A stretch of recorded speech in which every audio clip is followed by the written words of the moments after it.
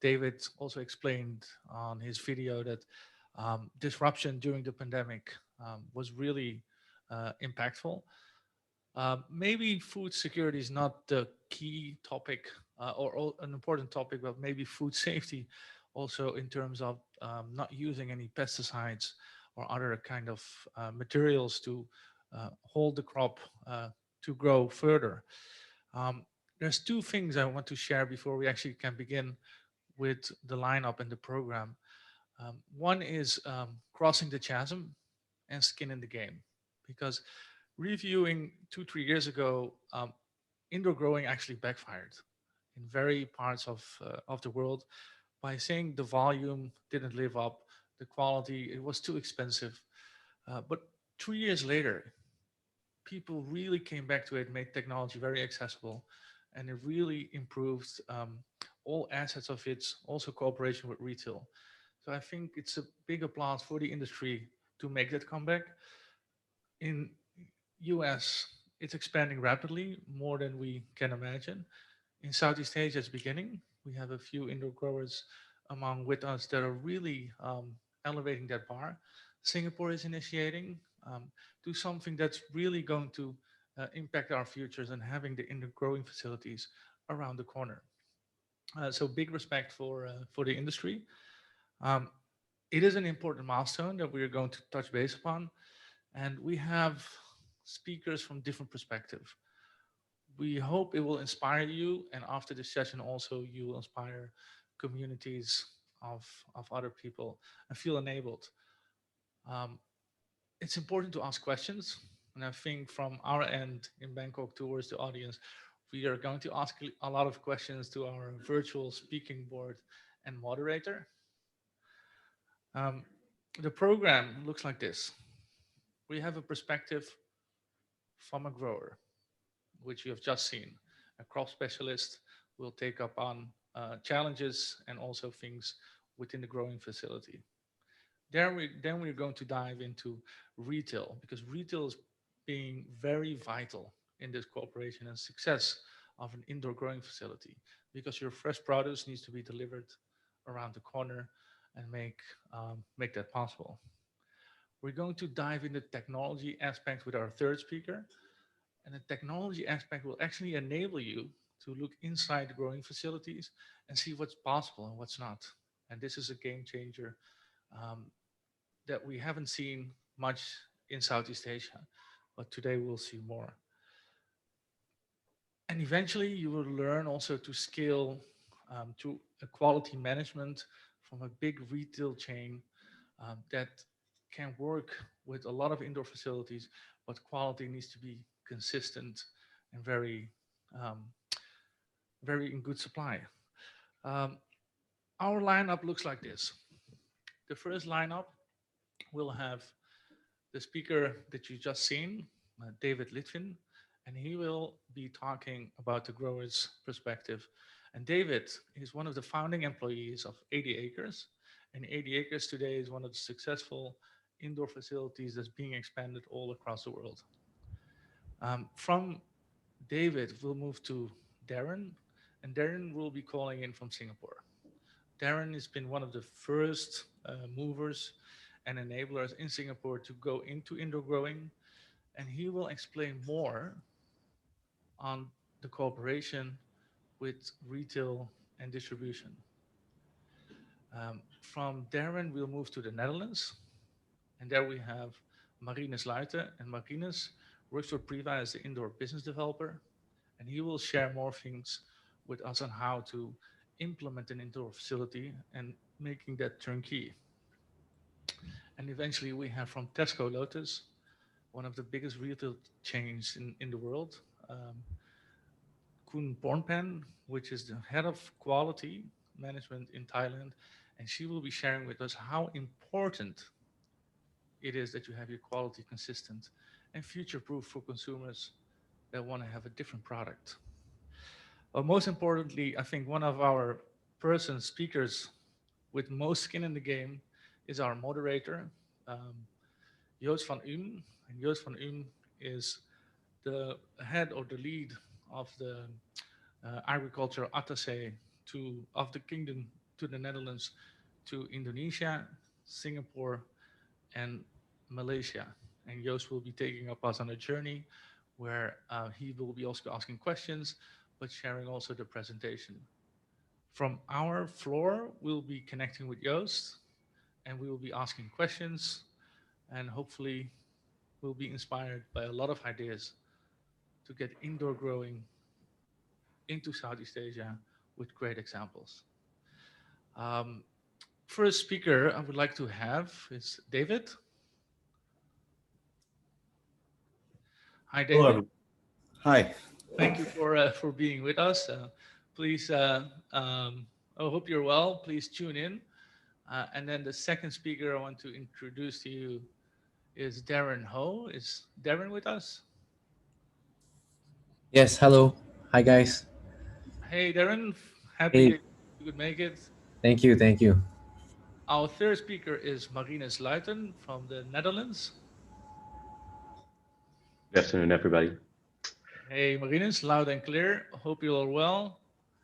And our last speaker is actually very close around the corner. Is Koen Pornpan from Tesco Lotus. Koen Pornpan. Hello, สวัสดีค่ะ everyone. Thank you for being with us, Koen Pornpan, and happy that you could make it. Yes, thank you. We would like to go to our moderator, Joost van Uhm. Okay. Well, first of all, welcome everyone. Also on behalf of the Dutch Embassy, the Dutch government. And I'm really pleased to be actually the moderator for this today's webinar. As Manuel already said, it's a very interesting, but also a topic that is, the interest for it is increasing. What I see as well in Singapore, they have this 30 by 30 goal. In 2030, they want to have 30% of the food production in their country themselves. And I think only indoor growing is the only possible solution for that. As well as in Malaysia, I see that the interest for indoor growing is increasing, and even slightly in Indonesia, they are thinking about it now more often. And as the Netherlands, we have, of course, a very strong agricultural sector, and this led us to the international leading position that we have. We are the second largest exporter of agricultural products in the world. But this also gives us this position, the responsibility to contribute to sustainable agriculture and food security, or maybe food safety, as Manuel already mentioned. And I think indoor growing is one of those ways for sustainable agriculture. So that's why I'm really pleased to be here as moderator.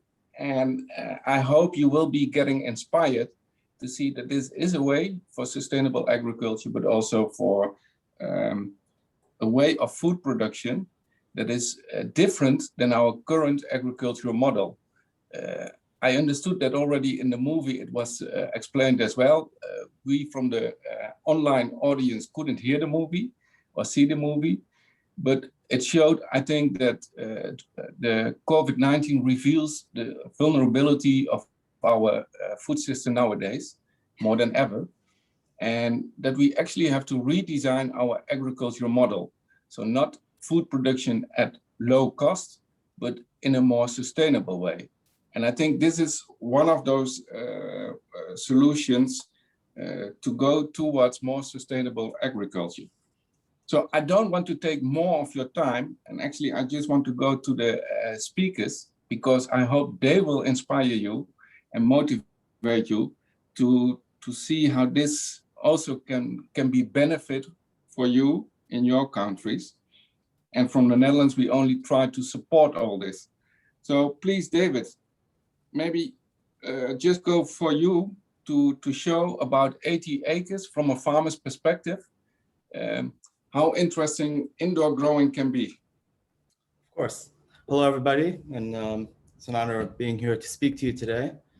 My name is David Litvin. I'm a crop specialist and founding employee at 80 Acre Farms. I'm going to talk to you today, like Manuel said, about my role as a modern farmer and my experience transitioning from traditional industrial farming into vertical city farming. Before I dive into that, a little bit of background about myself. I'm from Israel. I'm currently in Northern Israel. That's where I'm speaking to you from. And I moved to Cincinnati, Ohio in 2016, following my wife after our military service here in Israel.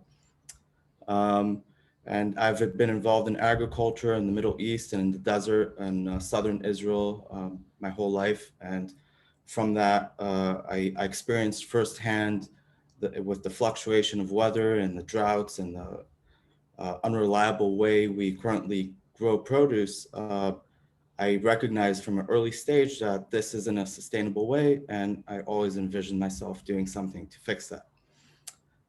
So today I'm going to talk to you about my experience through that. But before we dive into that, I want to talk to you a little bit about 80 acres and give you the background of what we do.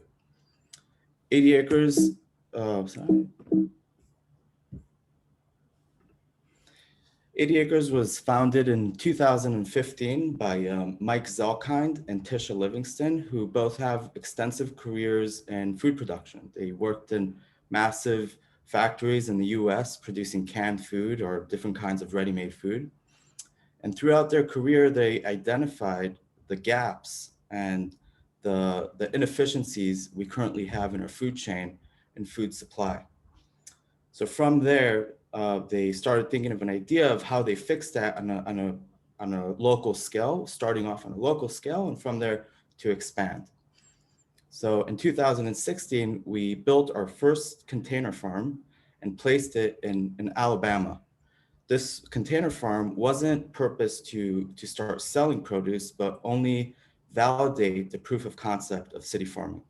We started testing yields, densities, and overall seeing if this is an efficient way to start producing food.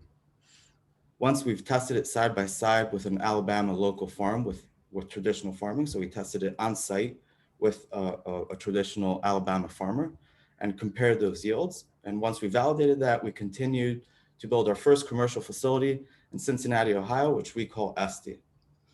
Esty contains 2 rooms. One is a vertical leafy green room, and the other room is the world's first indoor tomato high wire indoor room.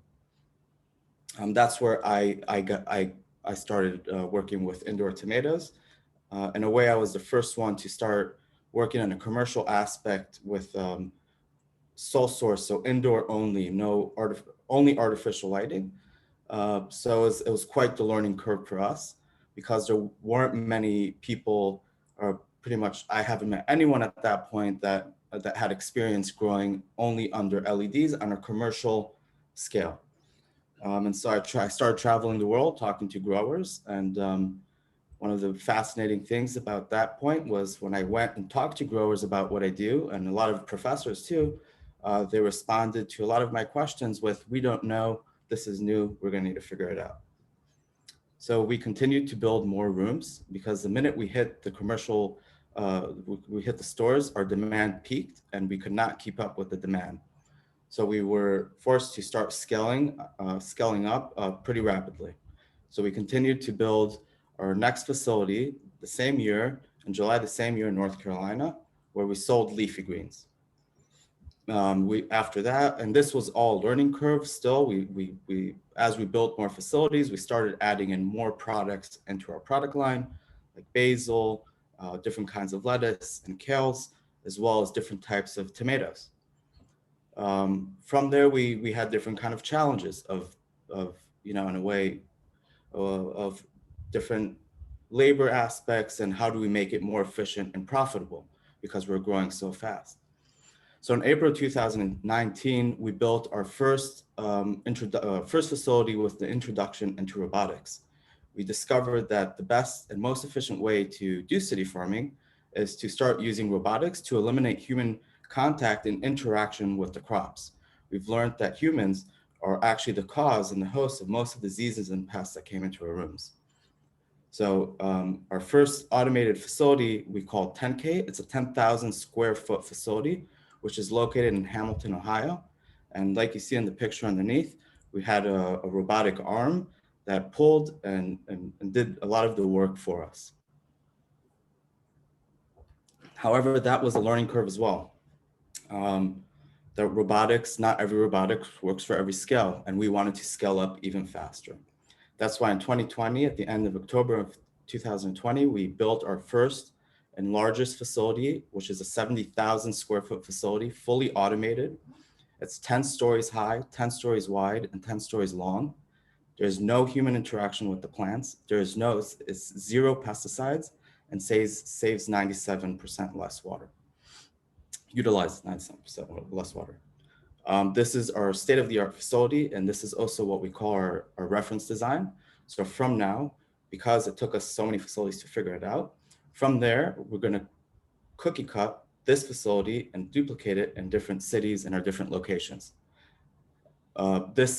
This farm, the 70,000 square foot farm, could also accommodate a bunch of different crops, including strawberries, brambles, tomatoes, leafies, all in the same system with very little to no modification in the system. And it could be placed anywhere in the world, pretty much.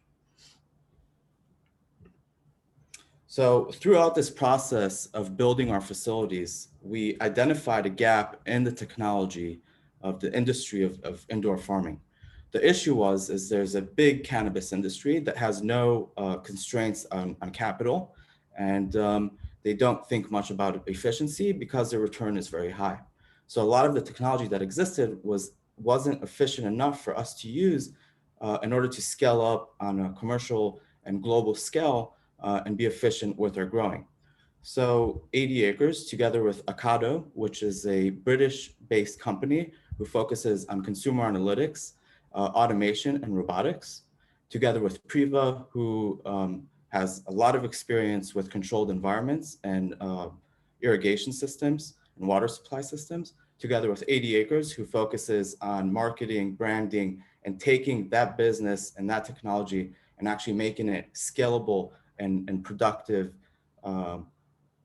to actually make it into a larger and growing business. Because there's a lot of small farms, they're not really thinking about how to scale up to a mass production. So 80 Acre brings that to the table. And with those three companies, we started our sister company called Infinite Acres, which focuses on building state-of-the-art grow rooms. Infinite Acres has built until now, sorry.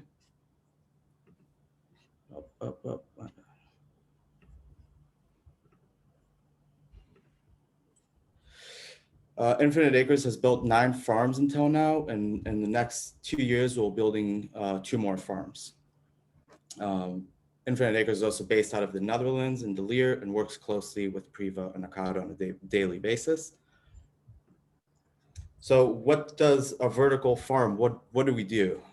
So a vertical farm or a modern farm, I like to call it a modern farm because there's different types of vertical farms. But the idea here is to create a food factory. Like I said, the way we were doing it until now was inefficient, wasting a lot of water, a lot of chemicals into the soil, inefficient. If you go to the Midwest in like a place like Ohio and you go to the store, most of the produce you see on the shelf has traveled 3,000 miles to get there. That means it was harvested early while it's still green. They're covered with pesticides and there's no flavor profile. You literally taste a tomato, it's barely red and there's no flavor profile because you have to grow it in a place that has a climate that can accommodate that plant. Now, that's quite the issue when we're talking about nutritional value in produce. That means that the population isn't getting the vitamins and the nutrition they need. So in city farming, not only that we're building a food factory producing very consistent yields, we also produce the best quality, not only the best looking and the best tasting, but we get the best nutritional profile on that food. And it's very consistent. It means we have no fluctuation between week and week. Every week, it's the same yields, the same nutritional profile, and the same flavor. And consumers love this, especially stores like Kroger and Walmart, which we sell to. They need to spend a lot of money on teams to constantly source food. And with us, they don't need to do that. So it's a guarantee for consistent yields and consistent quality. And this allows us to automate everything, eliminating and keeping our labor costs down. Now, with everything being automated, how does a modern farmer step in? If I can't touch the plants, what is my job as a modern farmer? So that was kind of my concern in the beginning. So automation, because automation really eliminates the human interaction with the plant, it's like, okay, so what do I do as a farmer if I can't touch the plants? Well, in 2021, we have great vision systems and great technology like AI, which allows me, rather than walking into the grow rooms and causing more variables to my plants, it allows me to exclude those variables of human interaction and watch my plants go with minimal variables, which means my learning curve is a lot higher. It means I learn faster because I have a very controlled grow room. And then I could utilize my data that I get off the plants very, very precisely. And where a regular farmer that grows, when I grew in Israel, just 2 or 3 cycles a year, in this industry, I'm growing 20 to 30 cycles a year. So my experience and my knowledge is constantly gaining more and more and faster. So with modern farming, I'm going to give you a little personal story about me. Growing up in Israel, like I said, I've always been involved in farming. Like most people know, in Israel, there's a mandatory service. And after my service, as much as I wanted and I loved doing farming, I couldn't see myself doing it because it's very hard to become a farmer these days. There's a very high upfront cost if you want to start a farm somewhere on a piece of land. You need to buy land, you need to buy tractors, you need a lot of equipment, and it's a very hazardous job, and there's no guarantee on return in this industry. So I couldn't see myself going into, when I was younger, right after my service, I couldn't see myself becoming a farmer as much as I wanted. So I actually started pursuing an IT career. I moved to Cincinnati and started interviewing for high-tech jobs. And that's when I met Mike Zelkind, which introduced me to an industry that combines both my IT passion and my green thumb passion, my horticulture passion together.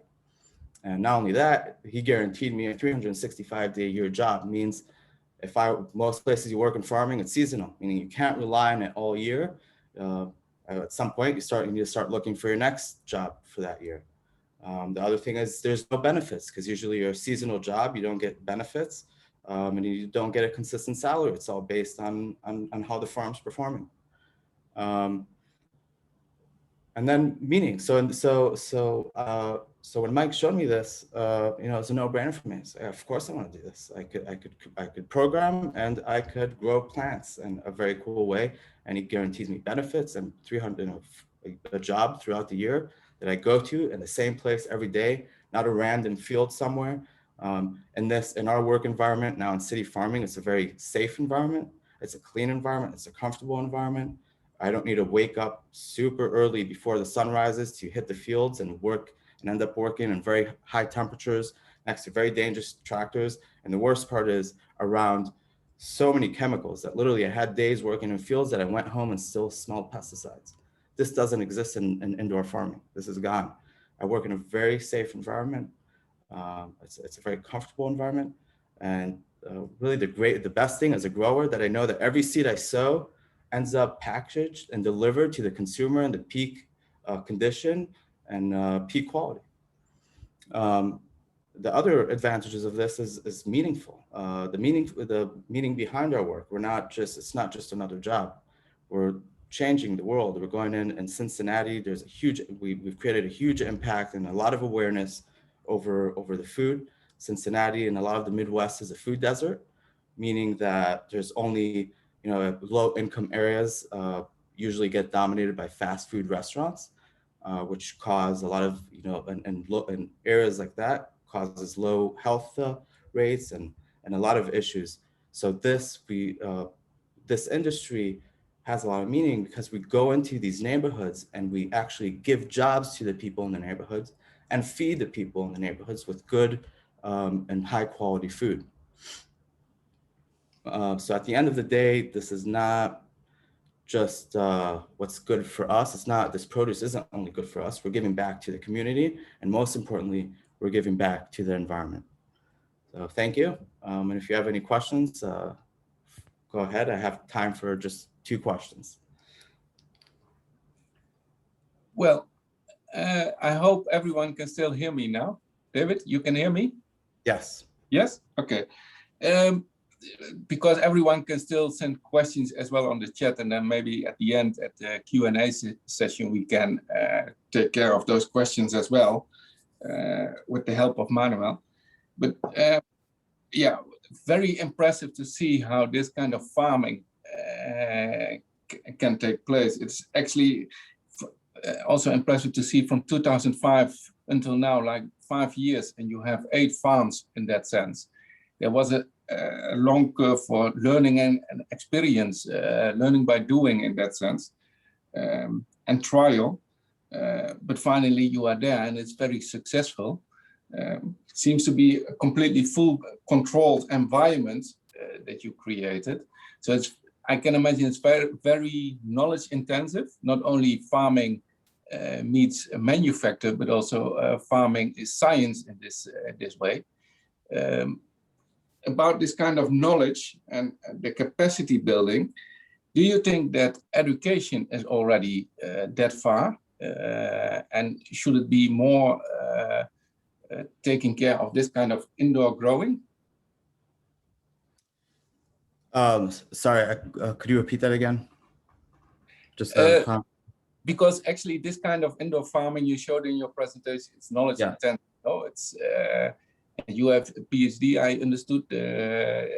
So this is not something just for a normal farmer to do, and maybe also the education, the younger generation needs to be prepared with this kind of farming, a kind of science in that sense. Do you think that education is already ready for that? Do we need to? So a lot of it, in terms of education, a lot of it we provide. So we don't expect people to come into this industry with vast knowledge of what they're doing. And like I said, the big perk is your experience level goes up quite fast because of the 365-day growing. And one of the things we give is there's a lot of, over my years in this company, I've realized that there's a big percentage of college kids that actually find a lot of interest in farming. But like me, they couldn't see it as something feasible doing as a career to support a family. And also it's a little bit, you know, getting their hands dirty, and we're shifting into a generation of tech. And for kids, it's scary not to get involved in careers that are not associated with tech. And in our farms, we bring training like AI and very intensive inventory systems, robotics. And it's all training. We don't expect people to come in with this kind of training because it's a new industry. So we give these people the training, and especially in a place like Ohio, where in very low income neighborhoods, when we could give that kind of education to the locals, it's game changing. It's game changing. It's inspiring for the community. So actually you, at the farm, you will start learning. You don't have to do it by education, but within the farm, people have this learning curve very fast. Very fast. I hear you on the speaker. Okay, yes, thank you very much. I quickly looked to the audience. We're quite a big community here now. Would somebody like to ask a question to David and his experiences as a grower in an indoor facility? And I would recommend that the other questions we're receiving from the chats, we will park them to the end of the Q&A session to leave more of a space. If there's no questions, David, thank you very much for your inspiring talk. And Joost, back to you.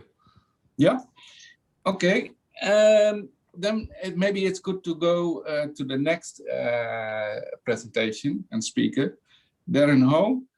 And Manuel already introduced him. He is already very active in indoor growing, actually urban farming in Singapore. And it is nice because already David mentioned it, that with this kind of farming, you bring it closer actually to the consumers and to the retailers as well, because you are more local farming. I think, Darren, you have a lot of experience with that within Singapore, because Singapore is one big city and all the consumers are just around you. So I think it is good that you give your presentation from this perspective from the retailers and distributors. Please, the floor is yours. Okay, thank you, Joost. How do I share my screen? Okay.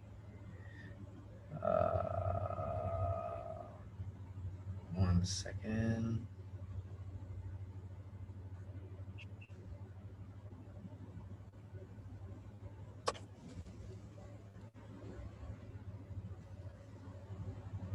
You found it?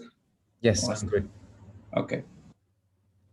Because even without your presentation, I think your story is already interesting. Thank you. Can you guys see the slides? We can see it. Yeah, it says indoor farming. It's Scape Flower Farm. Oh no, that's the wrong one. Apologies. Quick one, just let me find it. Yes, that's the one here. Yeah. Yeah. Okay. And maybe you can. Yeah, exactly. Yeah. Oh, good. Okay. So, hi guys. Thanks for having me here. Wonderful presentation from 80 Acres. Here I'll shift the focus a little bit more into indoor farming in Singapore and what is the situation with distributors in Singapore. So, a bit of a context first. Singapore is never known to be a farming country. I think many people think of Singapore as, you know, Marina Bay Sands, Gardens by the Bay, in a very high-tech kind of looking city. But where do we get all our food from? So ever since Singapore gained independence in 1965, we have been importing our food from all over the world. In fact, we import 90% of our food from all over the world. And of course, you can imagine our fruit, our fresh leafy vegetables come from our neighboring countries like Malaysia on a daily basis. So from a food security point of view, I think those numbers are a bit staggering. And in the recent years, Singapore has, the government of Singapore really has created an ambition, and they call it 30 by 30, so that they want to increase the total production within Singapore from 10% to 30% for leafy greens, eggs, and fish by 2030. So this is what food security means in Singapore. They need to really lock in their food supply locally, as well as find ways to grow more food in such a small country, focusing on the three major crops, which is vegetables, fish, and eggs. So of course, having known that, in the past 5 to 7 years, Singapore has really invested very heavily into high-tech farming. And just like 80 Acres, we have a lot of small to medium-sized indoor farms that has sprouted up across Singapore, and not just for vegetables, but also for fish and for chicken eggs. And this push has really seen you know, the agriculture industry in Singapore take off, especially in the controlled environment industry. And in the last couple of years, we have really worked closely with high-tech farming countries from Japan, from Holland, as well as from Israel to take this step forward in this controlled agriculture industry. So a little bit about myself. So that was the context of Singapore. Now a little bit about myself and the farm that I manage. I studied farming in Australia, not your indoor farming kind. Really, it's about the broadacre farming. So I learned how to grow wheat. I learned how to grow grass, really. But coming back into Southeast Asia, I worked in a couple of farms. And when I decided to set my root in Singapore, I had no choice but to look into indoor farming in a very big way. But it's a very fulfilling job, as what David has mentioned, in the sense that you really get to understand nature in a very controlled way. You get to understand how plants react to the environment. And in the last 6 years, I have built, managed, and operated 3 indoor farms, both in a small to, I guess, medium-sized capacity. So a little bit about my farm. The name of my brand and my farm is called Petalicious. We grow baby greens, edible flowers, microgreens in Singapore. We've been doing this for the past 3 years. We started very humbly. We started with only about 10 restaurants, and slowly grew to 20, 30, 40, and until I became more of a logistic provider. I couldn't manage the amount of touch points with the restaurants that I have, that I neglected my farm a lot. So I decided to focus more on the growing and partner with a local distributor a local distributor that has both the network of hotels and restaurants, of which some of the hotels I couldn't penetrate before, such as Marina Bay Sands, Resorts World Sentosa. These are big, these are giant mega hotels that require the products as well. But you need a strong supply chain to manage that process. So I've seen how my network grew from only 10 restaurants to pretty much all the 5-star hotels in Singapore, and realized that having a relationship with the distributor is very, very important. So the B2B game in Singapore has been quite established in the last 3 years, and in the next 3 years, my goal is to go more into the B2C game with the same distributor. And in doing so, we have to understand what the B2C market is all about. And of course, after COVID happened, um, we can really see a shift in the way consumers behave, especially in Southeast Asia, especially when the digitization process has taken place. Consumers today are no longer like the consumers 10 years ago. They are spoiled, really. They're really spoiled, and we have to go on that game plan, right? But sport is not a bad thing. I think most of them want convenience. I think that's a better word. And they of course want things to be more sustainably sourced now. And of course to provide the level of health and wellness that they expect from a food source. So for example, now most consumers would prefer to buy something organic, or knowing how the farmers grow the food rather than something that is industrially farmed. So these are the three main categories of food, of attributes that we see things happening. And the biggest change we realize is convenience. If you are talking about the last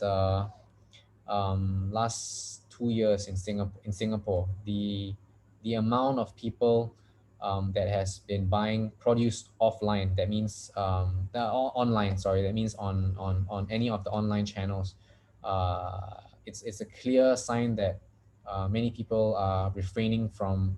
They already know what they want, and they're refraining from just going down to buy a couple of things. They rather have everything set in front of them and delivered to their doorsteps in a matter of time. So we realized that if we want to penetrate the B2C market, we really need a strong distributor with a strong last mile logistic network to put this all together. And as you can see, our markets from HoReCa stands for hotel, restaurant, and caterers and retail. The distribution partners is very important because they form the basis of your network of sales. I think having a farm, just like 80 acres or like Petalicious, is already a bit of an operation to manage. You want to leave the distribution and logistics to a player who is focused and specialized on that. And the key is to working together. The key is being plugged into the system. And how did we get there, right? Firstly, the first main point is that we work very closely with the market requirements. We never created a product and then tried to sell it. We looked at what the market want, right? We gather feedback from the customers before we created the product and farmed the product in a way that the end consumer wants. That's a very first step of building this integrated supply chain with our distributors. We work backwards, like I said again, to ensure that the product that we create has already a market, right? We ensure the highest quality control processes, and I think indoor farming allows us to get there. We never have to worry about bad weather. We never ever have to worry about no water. Everything is pretty much given to us in this kind of a controlled environment setting. So that allowed us to have a better quality control process, because when you create a premium product, you don't want to give any leaf with a blemish or a hole. Customers now expect the best of the best, right? The third point, of course, is data, right? You need constant amount of information to give you the knowledge and the feedback, so that it will get you the product and what the customer wants. There's a good product and market fit. As the consumer shifts the way they consume, you have to be the first to know what is the next trend, what is the next information that comes in, and then work closely with a distributor to ensure that.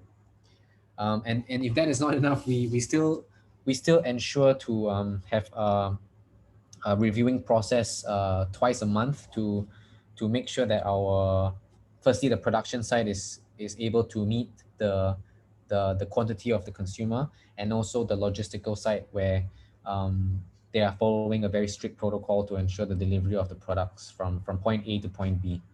So it's a very intense process that once you sort of get into that mindset and get into that kind of working model, everything should fall into place. But as you need the right partnership, you need the right market channels, and you need the right grower to put all this end-to-end quality processes in place before you get to see in fruition. And it's not something that was done over a couple of months. It was built over years. It was built over a lot of trial and error before we got there. And of course, there were failures along the way. But through a very strict protocol, we managed to get both the quantity and quality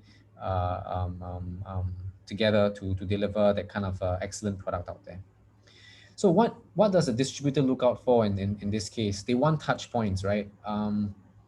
The distributor can either buy locally from like myself, or they can buy from overseas, such as from exporters in Holland or in Australia. So the benefit of having a local partner is to have that touch point, and it's important to keep that touch point strong. And the benefits of having that is that you're able to quickly change the way you do things that benefits the entire supply chain. We also situated our farm very close to our distributors. We are literally just a 2-minute walk away. This gives the flexibility and convenience to all our distributors, because to be honest, the market is a very dynamic market. So in order for us to be as dynamic as the market, we need to be always in constant communication and be very flexible and convenient in the way we run things. For example, a chef today may order 10, but the next day he wants 20. We need to create a very fast network that allows us to meet that demand. If not, the client will not have the right sort of quality and expectations from there. And the sales to delivery component is very crucial. Every day we have a very it's a very disciplined approach, right? Every day at a certain timing, they will send the order for us. We will pack the order, and then the next hour they'll distribute out to the rest of Singapore. So it has to follow quite a strong, robust supply chain system. And what works and what doesn't? I think the consumer market today, they're super intelligent, right? You have to assume that they look at every detail of the product. So they always like a good packaging. They want to make sure that they're able to store the products longer. They're able to, we have to think for them most of the time. And of course, product innovation is also something that we work on every other month. We create new products. We look at the top 10 and look at the bottom 10, and we ensure that our customers always have the best version of our product. And not to mention having a good customer service and a recovery process, because at the end of the day, the customer is king. We have to also think like the customer in terms of their customers, right? So a restaurant will always have clients waiting for them. So we have to think and put ourselves in their shoes and recover the way that benefits everybody. So a bit of a food for thought to end our discussion. What are the consumer trends, like who are the current consumers and what motivates them to purchase? That trends is what is likely to influence their buying behavior. How will our consumers buy in the future? And how is the retail landscape evolving? Do we have a deep knowledge of the channels? Is it growing? And what new business model can we look into in the food and farming industry? And are we ready to fit those models? Because we will not be talking about this in a year or two time. The B2C market will probably change in a big way as well. So we need to be always on top of that and figure out, how are they eating, how much preparation is needed for them, and what are the steps taken to get there. So these are something that we always have in our minds, and the discussion with our distributor, our partnership with our distributor is very important for us to achieve those goals. And with that, thank you. Hope that was helpful for everybody. Thank you, Darren. Joost, when you're ready, we have a few questions from our end. Okay. But actually, I have also a question, or actually more like, it's very interesting, Darren, to hear your presentation, especially from the distributor side, because as I said in the beginning, our current agricultural model producing food production at low cost. In the Netherlands, we always have this triple helix construction where you have government, private sector, the farming sector, and knowledge institutes. Whereas you say now, you bring in a fourth pillar, and that's actually the consumers in this new agricultural model. And that shows that working with distributors, because they know the consumers in that sense, they have this link to the end user, is a very important one for you, because this is a very high intensive, knowledge intensive farming. So you can really concentrate on farming yourself in that sense. And the distributor can do that part that is necessary to have the consumer again involved in this whole food production. Exactly. That's how you see it, I think, isn't it? Yes.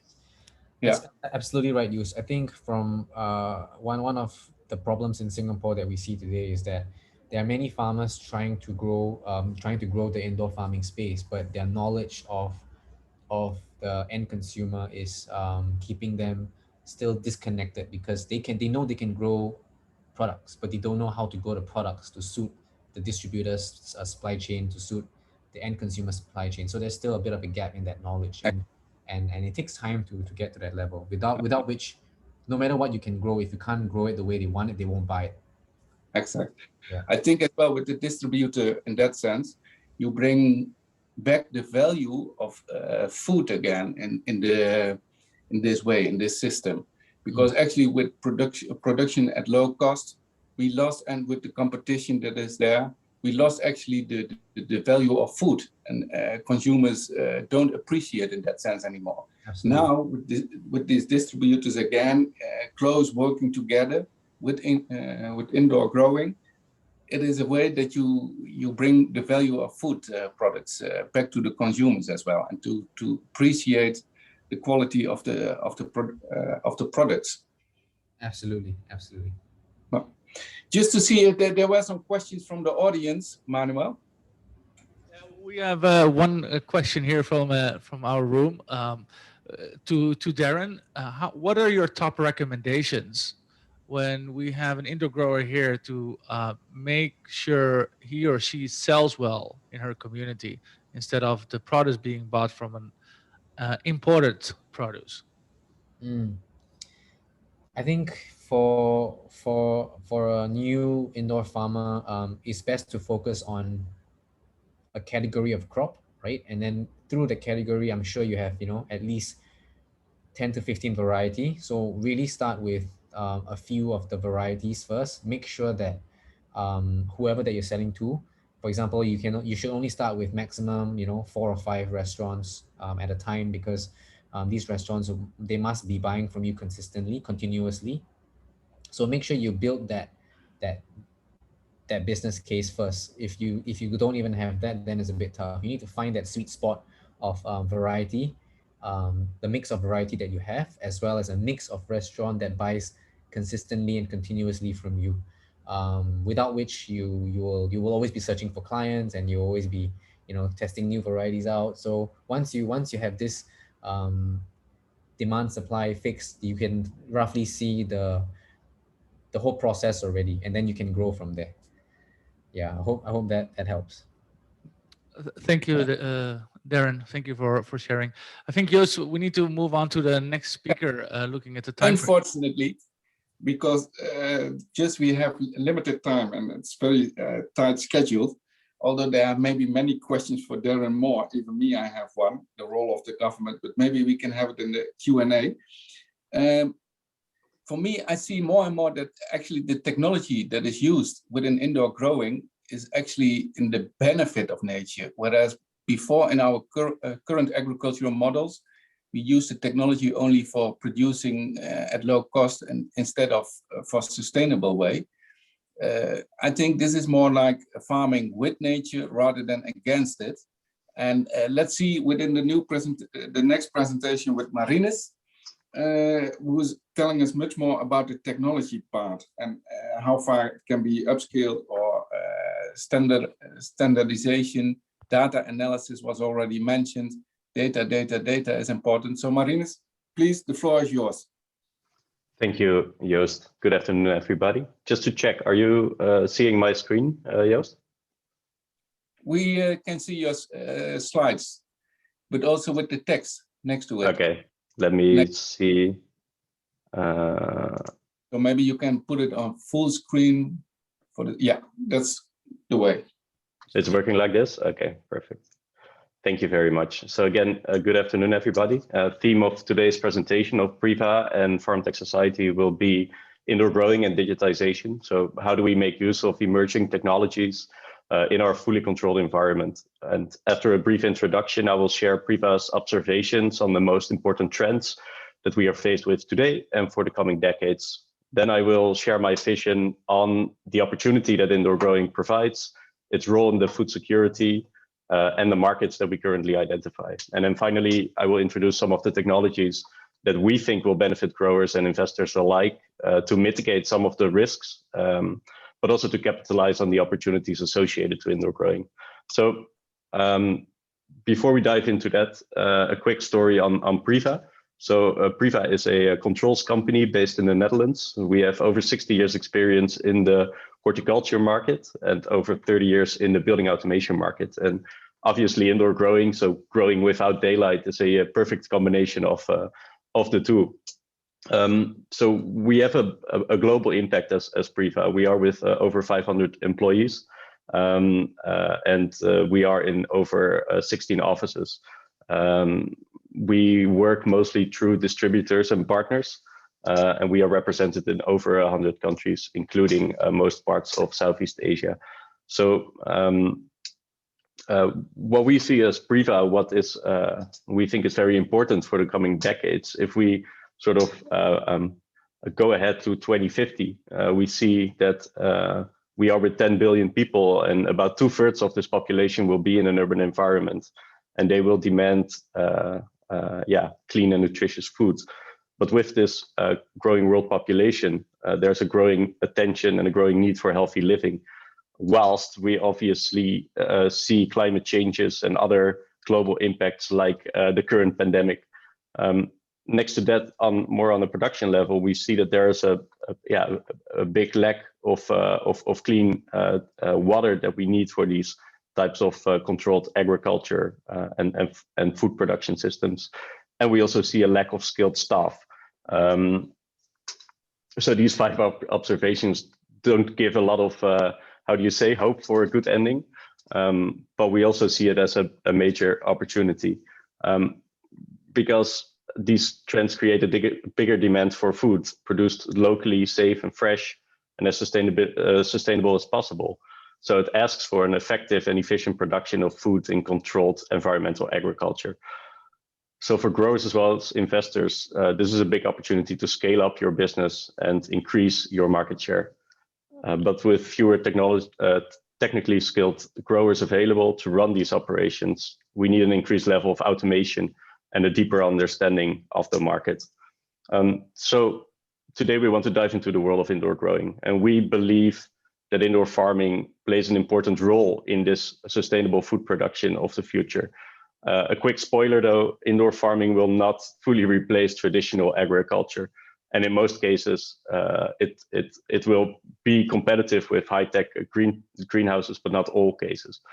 But together with a mix of novel technology, it will contribute to making the food chain more sustainable, more resilient, and more cost-effective.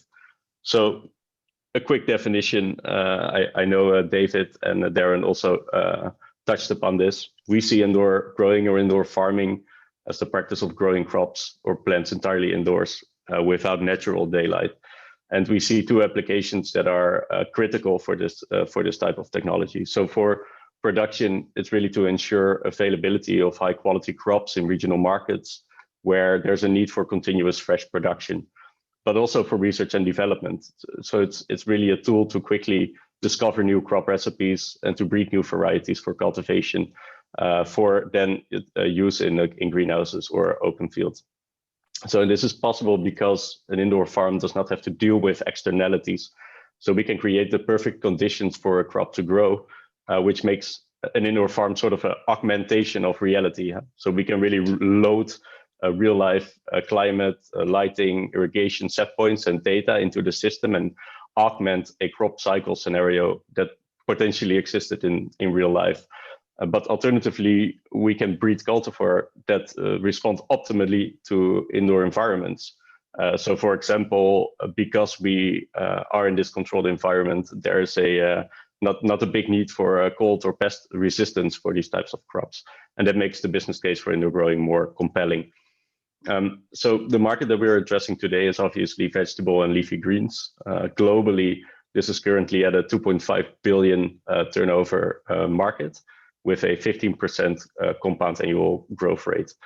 But as we've also seen, and I think this will be a discussion for the Q&A as well, there is it is a very investment-heavy solution. So there's a high energy cost, there's a high capital expenditure, and it is key to figure out what will be your return on investment for these systems. So as a technology vendor like us or like Infinite Acres, it is important for us to be able to present the grower with a cost price advantage.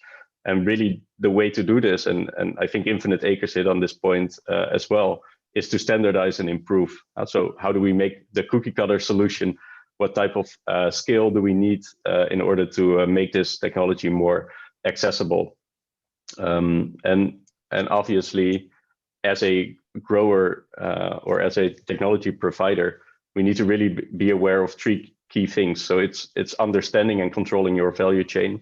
It's being able to access the retail market, and it's the ability to standardize at scale.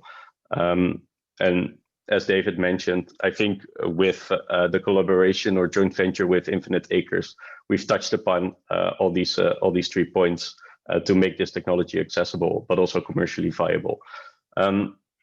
Now, again, we are a software and technology software company, and we love data.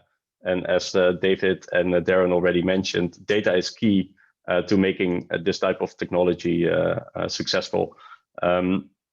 And this is just a handful of different types of data that we can collect out in an automated way in these indoor farms that usually is not attainable in open field or even in greenhouses.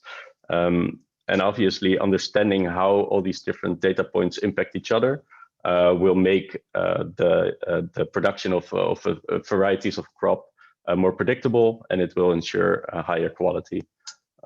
So just to wrap up the story of Priva here, what we do as Priva is we provide technology to equipment manufacturers and turnkey system providers like Infinite Acres. And we do this by providing controls, irrigation systems, and then last but not least, digital services.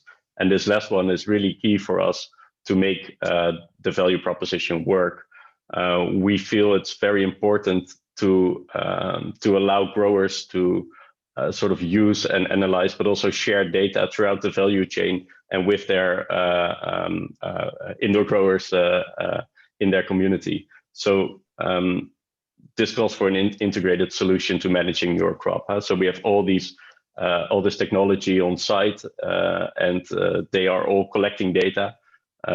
With the Priva Open platform, these growers are able to really capture that data and work it up to compelling information that they can then share in the value chain and share with other indoor growers.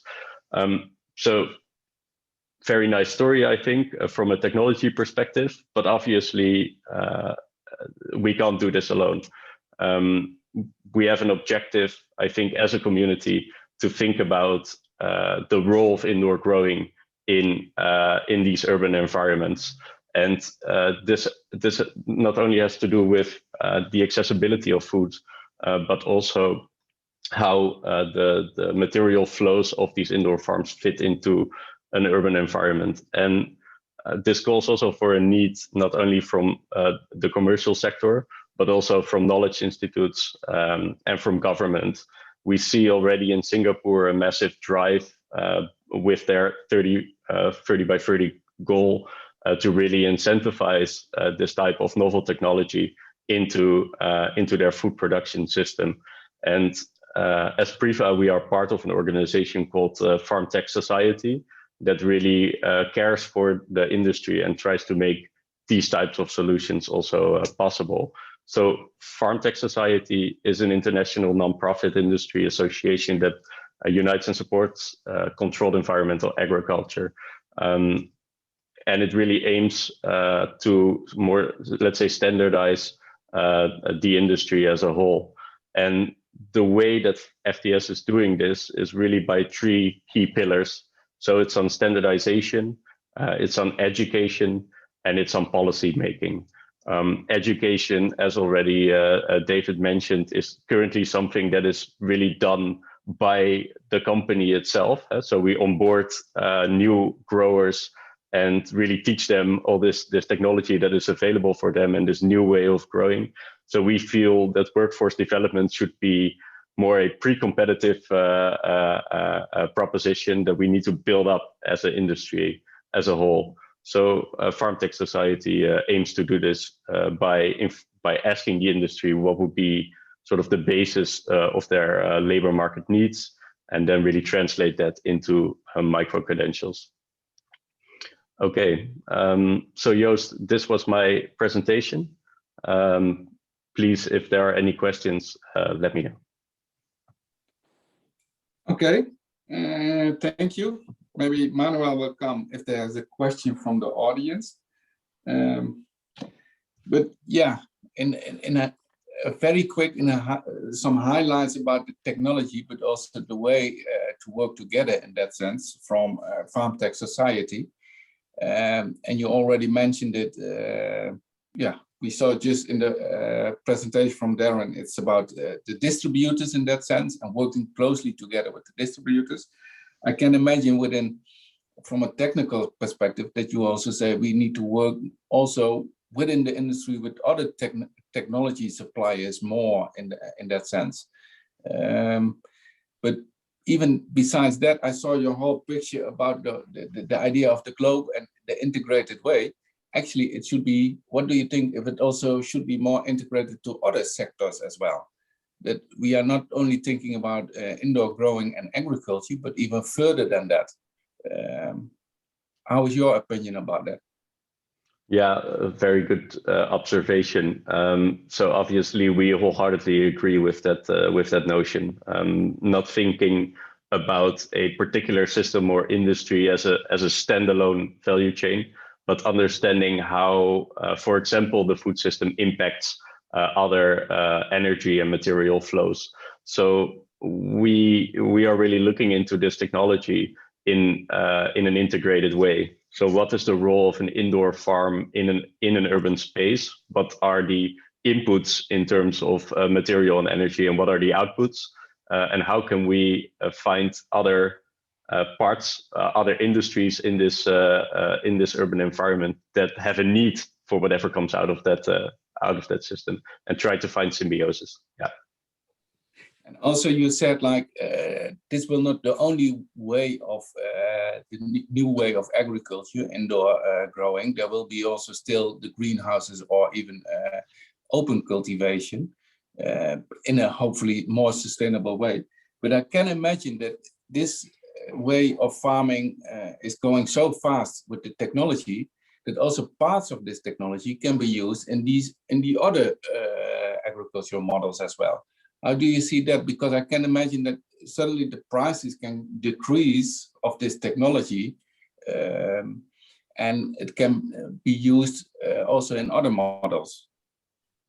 Yeah, correct. From a data management perspective, this is definitely true.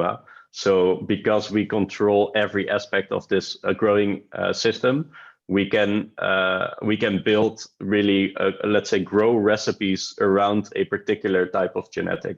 So we have sort of this mix of the gene and the specific crop that we are growing and the conditions that it needs to grow efficiently and successfully. Now, if we have the same type of controls in other systems, then it will obviously allow us to sort of load in that data and and grow a better crop. So that is definitely one. Does that answer your question, Joost? I think so, yeah, for Okay. sure. I think it is especially that it's not only or indoor growing or greenhouses or open cultivation, but that you also, in that sense, have to be more working together and see how you can create more synergy, especially from data perspective and the use of this data knowledge into the other models as well. But let's, because of the time, sorry, Marie, it's very interesting and probably more questions will come later on. But let's go to the next presentation, which is also another part within this indoor growing. Porn Pen, as quality director from Lotus, will tell us more about the quality consistency. It was already several times mentioned. Hello. Can you? The floor is yours, Porn Pen. Please. Can you see me? Can you see my slide? We can see your slides as well. Okay. So it's okay with the slide, right? If you put it now on slide mode, I think we get the first one because the presentation is there, but it's not on the slideshow, correct? it's not yet on slideshow, exactly. Okay. Here you go. Yeah, exactly. Is that okay? Right. All right. Thank you very much, all guys. Actually, before getting into the topics of the retail quality control, let me start our background a little bit on our company. We have started from CP as a retail business in 1994 as a Lotus Supercenter. So that is the first Lotus name come to life. Then after 4 years later, Tesco Group from the UK has bought the company. So then the business is really starting to grow. Many stores has been introduced, and also many customers have been shopping with us. Later, I think just only last year, in September or October, then we are back in the CP Group again. So now we can call ourselves as Lotus at the moment. As you, many of you may know, we are operating in almost the whole country of Thailand, and our store are supplying more than 10 million transactions per week, offline and online, with 2,000 stores across the country. The only 3 provinces that we have not yet been having our stores is down the south, deep south of Thailand. However, our customers really, can be end consumer, and also our street food supplier. A street food consumers, and you will know that we supply our product across fresh food and also grocery non-food, and also general merchandise. The clothing also one of the high returnable of the products that we sold, basically offline and online actually. Recently, as you know, we just become a Lotus brand, and this is our brand differentiations, brand positionings. So we just want to focus as a smart supply chain and innovative, with uncompromised quality. The other two areas that we also very interested besides supply chain and innovation product is actually the technology, how we can integrate, and use a data. Darren has been mentioned data and data. I think data is the key, and how we integrate the technology so that we know number of meaningful information, and it can be personalized to our customers.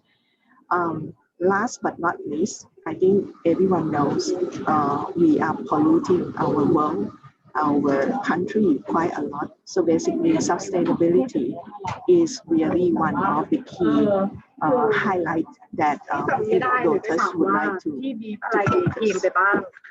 So after the brand positioning, we have our quality policy. So this is really a key focus from the top down and also bottom up. So we want to create and delivering a great product that customer love and source with care every day. We are focusing quite a lot for customers and our colleagues. Actually, the value chain, the most important is the suppliers. The suppliers that we are talking about here is not the person who selling the product to us, but actually the farmers, which are very, very important to us at the moment, because once we become a CP group, part of the CP group, and our direction is really focused on food. So that definitely there's necessary to manage the risk of the value chain or the supply chains, especially on the food area. So once we have that policy, we have to create the tool. So the tools that we are talking about here is the risk model. I think everyone knows and understand that how we do or what we have to do on the risk, and try to minimize or mitigate the risk to the lowest risk as possible. So basically, we need to make sure that we have the risk assessment. And then sorry, Kumpen, can you hear me? Yes. Yes, yeah, I can the hear sound you. is very bad. We hear a lot of people behind you talking. Hoping maybe you could speak up or Okay. Can you hear me now? Yeah, but there's a lot of noise in the background. Oh, I see. Okay. Now it's better. Yeah, now it's better. Okay. Okay. All right. So the risk now.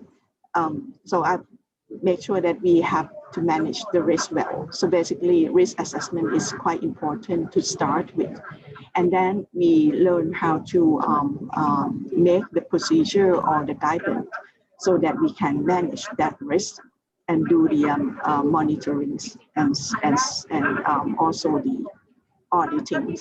So basically, the process had been managed in terms of three things. The first thing is the suppliers. So we need to manage how the risk based on the suppliers, the standards, that need to be identified, whether GMP or HACCP, or even in the agriculture world, we need to make sure that the farmers understand GAP, which is the GAP standards. And besides those standards, we also need to make sure that the human right is one of the sustainability measure that we also want to focus on. However, in terms of the once we're looking in, we need to make sure that the whole ongoing of the supplier performance is monitored. Beside the suppliers, we also want to control the product. So the product need to be legal, need to be qualified, and it need to be developed. So once we look into the product properly, now the supply chain, all the value chain that we are talking about need to be controlled as well. Temperature need to be controlled, the QC at the source or at the distribution center is also important, and how to handle the product properly. Food safety and hygiene, because we have brick and mortar, we need to make sure that our offline stores need to be clean, need to be handled properly. So all those, the whole supply chain end to end is where we minimize the risk on the food safety. Okay, back to the produce sourcing. What are the key challenges that Lotus right now, I think 7 years ago, we have been facing?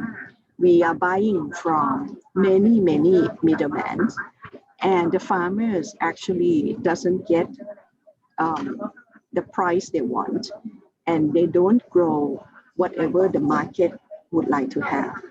As Darren was just now saying, that we need to know what is the customer wants first, and then we go back to what we want to do to serve the market through the supply chain. So those are the three things that we are in the challenge back like 7 to 8 years ago. The farmers is very poverty in Thailand.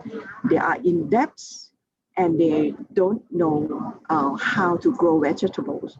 What they are growing is just a monoculture. For example, they are the rice grower. They are just 20 years experience of rice grower. They have no experience in terms of vegetables at all. And the farmers on the right-hand side is a real farmers that have to cry on, because they are he was in debt for a long time. Second point is about the access to the market. Because of the middlemen are so powerful, or in other market may call collector or wholesale. They are so powerful, so they won't get the market to open up for the farmer. So what we are the retailer. We don't buy from farmers as well. So basically, the whole supply chain had been cut. The third point is about the limited knowledge. As I mentioned, they are monoculture, so they are quite limited in terms of the knowledge. What they have the knowledge from is the pesticide seller. So you grow this vegetable, you need to use this pesticide, and so and so and so. So very heavy in terms of using the pesticides on ground. That's what happens, long time. After we have those key challenge, so what we have done was we need to change the whole business model in retail. During that time was Tesco Lotus. So what we working is we want to cut middleman out, and we want to work with farmer directly with the help of government. So this model is really helping us go straight direct to the farmers. And we also supporting a packing house, and we also supplying what we call logistics. So once we know that what we want, what is the volume, the demands from the market, and the specification of the product, now we go back to our farmer to plan the crop, plant the vegetables. Of course, this is really traditional. The picture that you saw is a real picture, and it's a very traditional. You have a small canals. That's where the water source coming from. So, however, we want to start from small and make it bigger later. So these models have been successful in 4 regions at the moment. So we start with our northeast area. If anyone knows, is Khon. We start with 20. At the moment, we have 400 plus farmers. And then we create another group in the south. Again, starting with about 30 farmers. At the end of the day today, we have 200. The volumes, so we kind of like, overall, since then, the volume right now is 500, almost 5,000 metric tons that we buy. The land is about 2,800 rights, which about 1,000 acres, if in the states conversions in acres. It's not very big, to be honest, and however, it starts from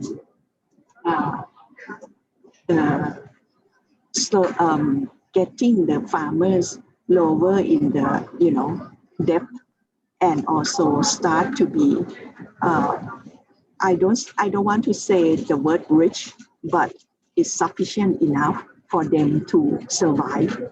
And right now, after I've been visiting those 4 regions of the farmers, I can be proud to say that they are releasing. There is no debt for the farmer at the moment. So I would say that the sourcing here is really a successful one. What's next? People might ask. I think it's quite a good sourcing model, but it's still very traditional. How can we do more? That is the challenge from our CEOs and leadership teams from Lotus. We want to expand the sourcing model further. And as I mentioned, we are still using pesticide quite a lot. So what we want to do is we want to be a pesticide-free program, and that is under trial at the moment. So we are successful in a couple of crops now. So we will, still want to continue and make it bigger. Last but not least, as many presenters had mentioned about indoor growing, I think that is really what the interest for us, and also for the country, the smart farming with technology. The picture that you saw there was 10 years ago when I visit Tesco UK in England. That was the harvesting facilities on the field, on the ground of the celery product, which is harvested and is washed and is also packed at the same time. Then it goes straight direct to the store, Tesco store. So that actually is my dream, to get the facilities and the technology. But we need to understand our Thai culture and Thai context, and then how we can slowly change. As I mentioned, I think we have done quite a good job, and we want to make sure that we want to continue further.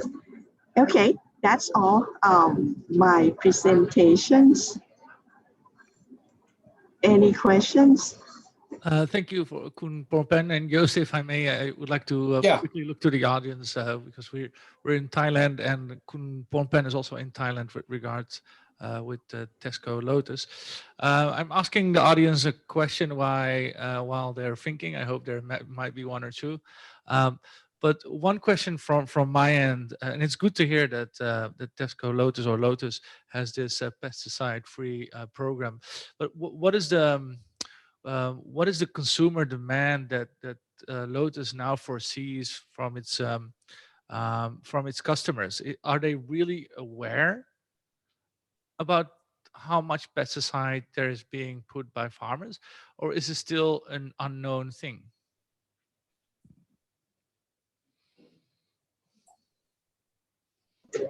Sorry, can you help me with the question again, please?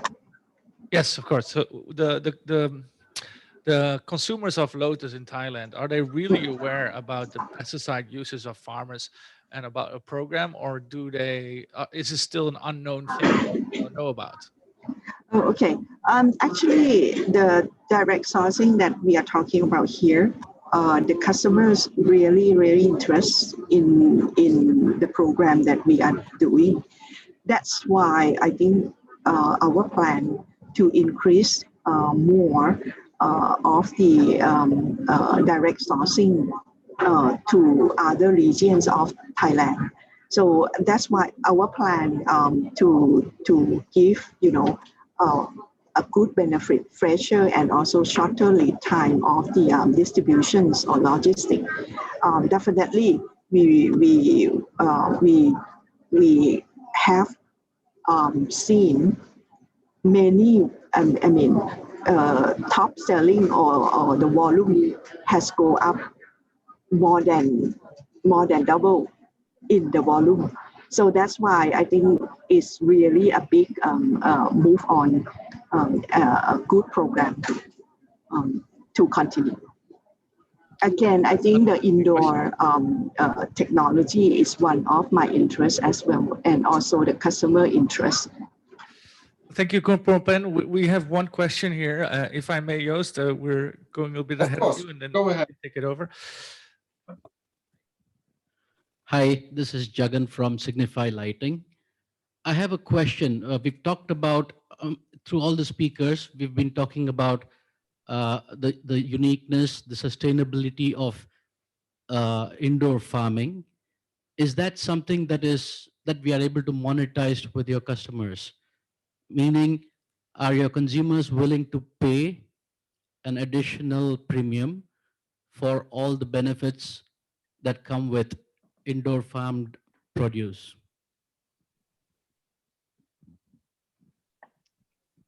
So if I could go ahead and answer that question.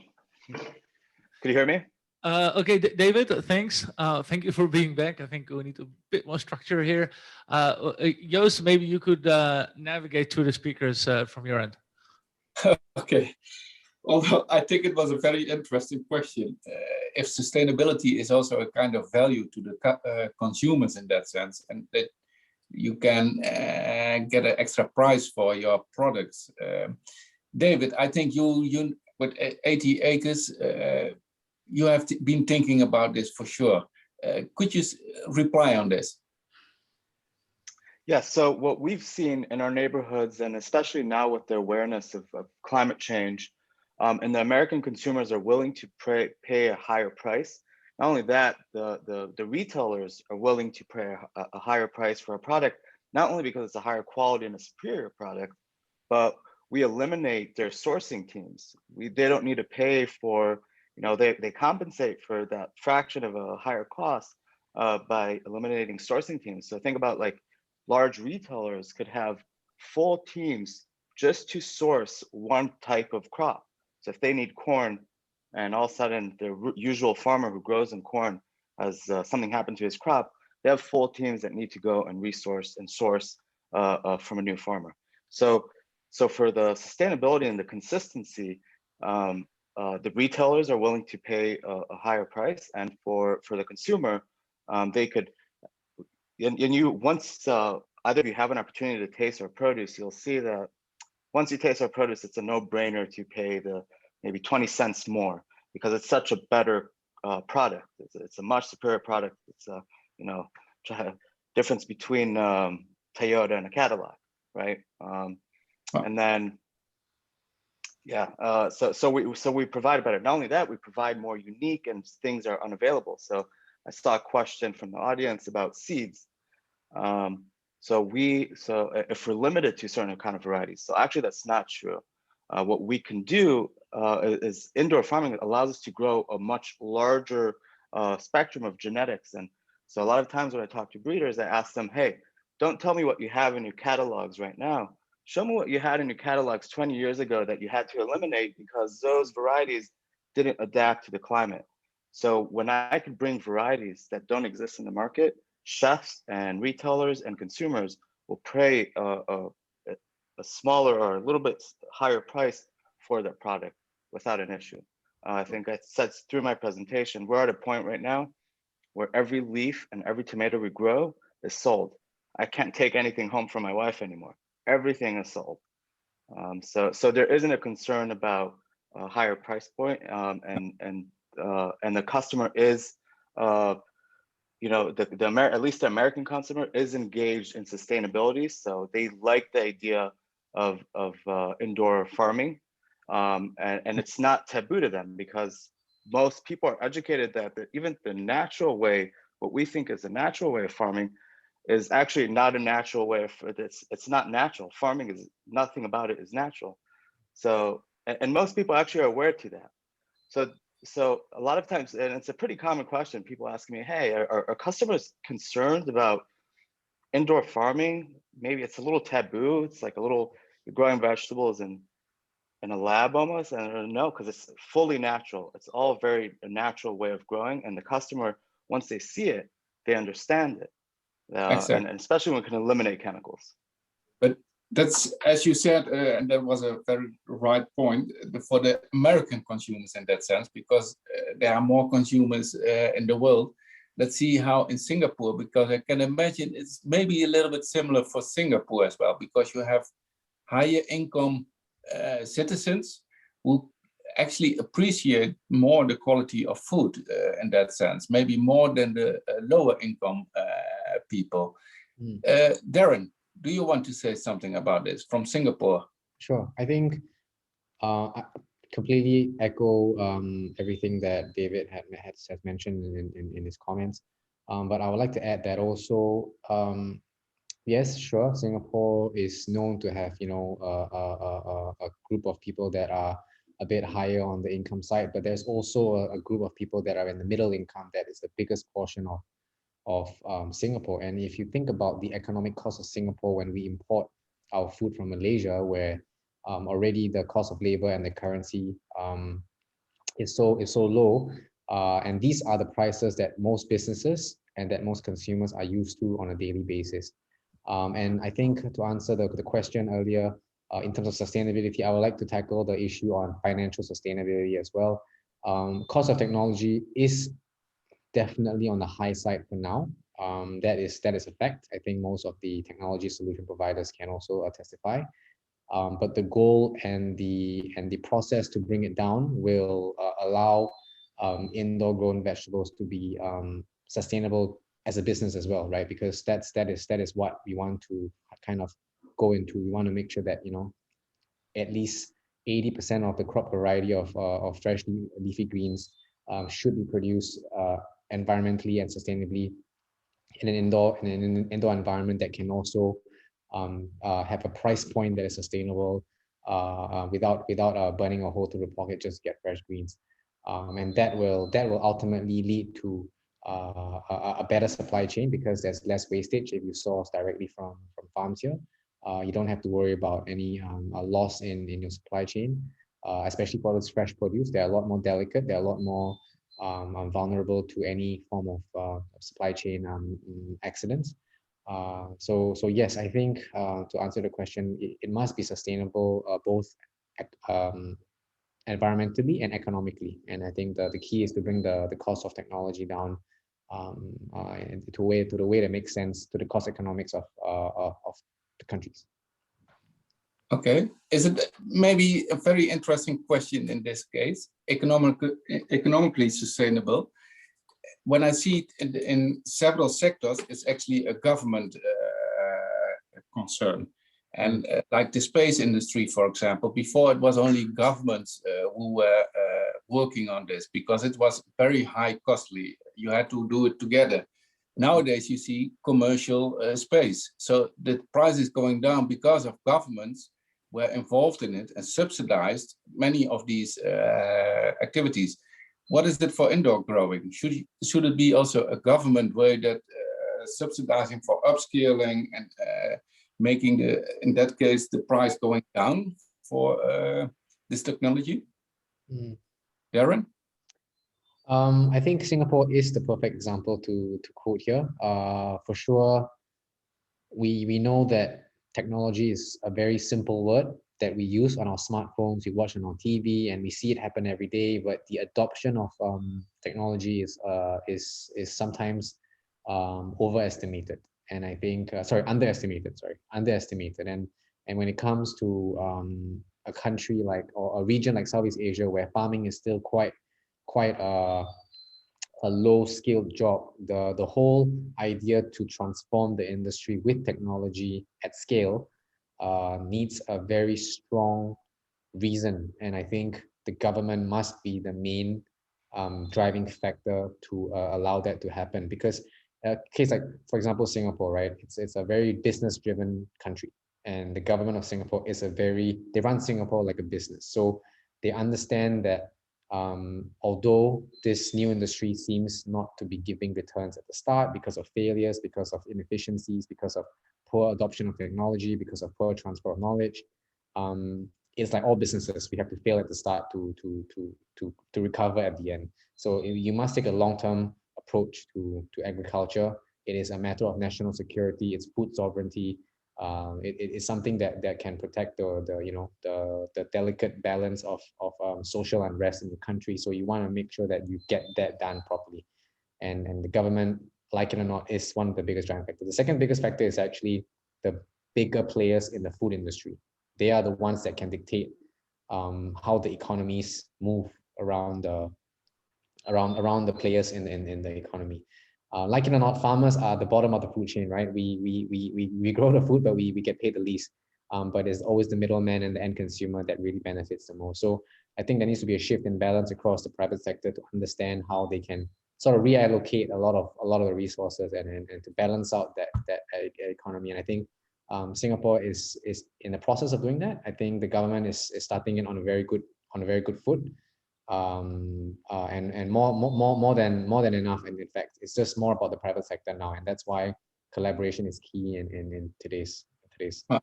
Yeah. I think, Joost, we have maybe exactly one more question. Yeah. I quickly look to the audience here if there's a question. We have a question here, Joost. Yeah, please go ahead. Hi, my name is Sean. I would like to ask the operators on the cost perspective of indoor farming, because I guess Darren has mentioned that there's a technology involved. So as far as the technology is concerned, it's like a capital investment. So it's considered CapEx. But on the other side, you're going to have OpEx. So my question here is two parts. First part is that if it is on CapEx, what kind of ROI are you looking at? Okay, if you're looking at OpEx, is indoor farming much cheaper, much efficient than the conventional farming? And would it be, can I say that if you take up the capital investment perspective, it is actually more efficient and cheaper to produce indoor because you cut out a lot of defects, and then you have almost perfect harvest and faster crops? Okay. Dedicate that question to. Yeah, exactly. Because actually this was what I was thinking as well. Like if the land, labor and inputs are very high, the costs, then maybe for indoor farming, you reduce all these kind of costs in that sense. You don't need expensive land. You don't need so much labor in that sense. And the inputs, as I understood from David, 75% less water. Well, in areas where water scarcity is an issue. 97% less. 97. Oh, sorry. I thought even 75 was already low. But then please, David. maybe you can answer this one, and then also maybe Marinus from more the technical from Priva. First, David, So how do you look at this? So we look at it. I'm going to start off with saying that I'm a grower, not a finance person, but I do care when you're an indoor grower and you do treat the air, you do need to think about all your variables because you're paying for them. But like I said, coming from Israel, where water is sacred, the most important thing is to be efficient with your resources, and that's how you keep your costs down. Also, you can leverage your cost of things that you're adding in, like power, with automation and consistency. Like I mentioned before, consumers are willing to pay for that, and automation could really reduce your costs. Labor is one of the highest costs, and they're not eliminating labor completely. We still can give back to the community with labor, but we can be more efficient with our sourcing, could significantly reduce our costs, allowing us to return our investments much faster. Okay. I hope that answered. But I can imagine, like for Indonesia, where you have so many labors, and you want to have, actually, I was in discussion with one of these food giants, the Salem Group, as big as Unilever, and they didn't want to go for this kind of farming because they wanted to have more labors in that sense, to create more workers.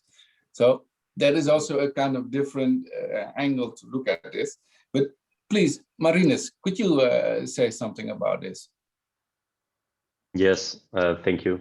So usually the split on your expenditure in your operational phase is about a third amortization, a third energy and material cost, and 1/3 labor.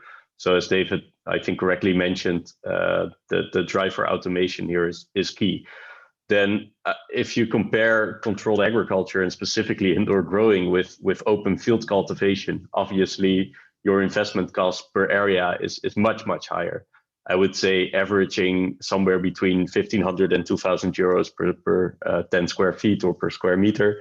So that capex is going to heavily impact your business case. That being said, we need to really take into consideration the entire scope of the business case. So the crops that you are cultivating, the retail space that you are selling into, the contracts that you will make with these value chain partners will eventually make or break the business case. And we need to be aware that we are not. It's lettuce from a indoor controlled ag facility versus an open field is a different product, not only from a quality perspective, but also from a sort of consumer value perspective. So the strange thing about traditional agriculture is that it is the only product where, if there is scarcity, so we have a poor harvest, for example, the price per unit will go up, but the quality will go down. So let's say I'm buying an iPhone at the Apple store and there are only 10 left and they are probably only working for half a year. I pay a premium. And in indoor growing and controlled ag, it's the other way around. We can assure a certain volume at a certain quality at a certain price point throughout the year. So the perspective of the value that you are providing to this consumer and to this retail is completely different. And this is something that I can't emphasize enough is the key denominator for indoor growing. Thanks, Joost. Okay, thank you. Manuel, back to you in your group. Is there another question? Maybe? I think we need to look forward to wrapping the session up. We have been listening and paying attention to a lot of speakers. And so we have 5 minutes closing here indoor by Deepa. And with that regard, from that point, we will close it from our broadcasting room. Whenever you're ready, you're free to wrap it up, Joost. Thank you very much. Yeah, I was thinking as well, because we are already over time. And I see even Darren thinks like, okay, it's time to go. No. But I think it was very interesting to see, like, and I hope even for the audience to learn more about indoor growing and the aspects of it. And as I said, I think there's really something to learn from this very new technology in that sense. Actually, I hear Darren like 3 years ago started with restaurants now, something like that. David 5 years. So it's a real new business and agricultural model, which is very promising to see as well, but also where we can learn a lot and to see how we can use that in the other agricultural models as well, like being closer to the distributors, working with consumers again, closing the gap between farming and the consumer, because that has been too long actually in our current model. So thank you, and I hope everyone is more inspired and to see what are the possibilities for them as well to use this kind of technology or in certain ways, from government perspective, but also from the farmer perspective, from the retailer perspective, as well from the consumer in that sense. So next time I hope we have consumers here, all we are consumers, but maybe also the consumers in this audience. Okay, I just want to close and thank you, especially the speakers, because they made it a very interesting webinar today. And I think we have much more to discuss, and let's see if we can keep in contact and to search for partnerships as well, because I learned something that is important to work together in this. Okay. Thank you, Joost. Thank you. And thank you, David, for being here with us from Israel. Marina is from the Netherlands. Darren with his expertise from Singapore. Joost from Indonesia, which really made it regional. I would definitely encourage from the NTCC and from this room to make that impact and change. And as inspired as we were by David's video, it impacts livelihoods and it impacts also jobs. And changes are made very slowly by early adapters, and reaching that vast majority by crossing that very dangerous chasm. And I really think that also here in the room, there are quite good indoor growers with that vision to start off this in-city urban farming or indoor growing, which will help us to ensure that city migration is also ensuring food supply. With that being said, Joost, thanks again. We're closing the international line. And from here, we're going to listen to a final closing remark from Tiba. Goodbye, everyone. And keep in touch. Bye-bye. Bye. Can I welcome you? Thanks. Thank you, Emmanuel. สวัสดีนะคะ ก็ขออนุญาตปิดนิดนึงก็ on behalf of the Digital Economy Promotion